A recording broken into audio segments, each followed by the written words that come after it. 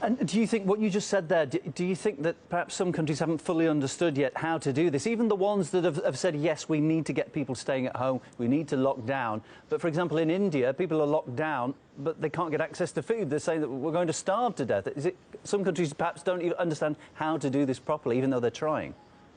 Well, it's very difficult, and of course you have to have a huge apparatus of deliveries, etc.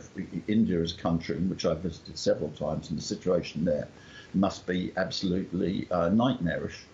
But the fundamental thing that you've got to understand is you've got to impose the strictest possible measures. All this, for example, just simply giving people advice and so on. I was on your programme earlier, I was seeing, for example, the United States, they're saying this is not a lockdown, this is a travel advisory. Well, I'm sorry, those measures won't deal with it. You have to have a proper lockdown, otherwise you won't do. Gradually, each country will be forced to move towards the type of measures which China has got. I mean, I'm not saying this to criticise anybody, because the situation is much too serious to engage in sort of political or other type of attacking of people. What I want them to do is I want them to study China. Instead of the criticisms which is appearing in the Western press, they should be desperately in contact with China, asking them for the advice. China's also by far the biggest manufacturing country in the world. It can help enormously with supplies of medical equipment. When we get to a point where things have dramatically improved, nobody knows, of course, when that will be. How do you think China is going to be perceived? Because, as you said, there's been a lot of criticism for the country because of a perceived lack of transparency at the start of the outbreak. But at the same time, they've been praised hugely from the likes of the World Health Organization.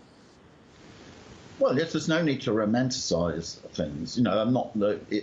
This was a virus which nobody had ever seen before, so therefore it was absolutely impossible that everything would be done right at the beginning, and it wasn't, and China doesn't claim it was. What they have done is, once they decided on the decisive measures, I say they were able to stop the rise in the number of cases after 13 days. And it then took a further 6 weeks to get it down to zero, but it showed that it could be stopped.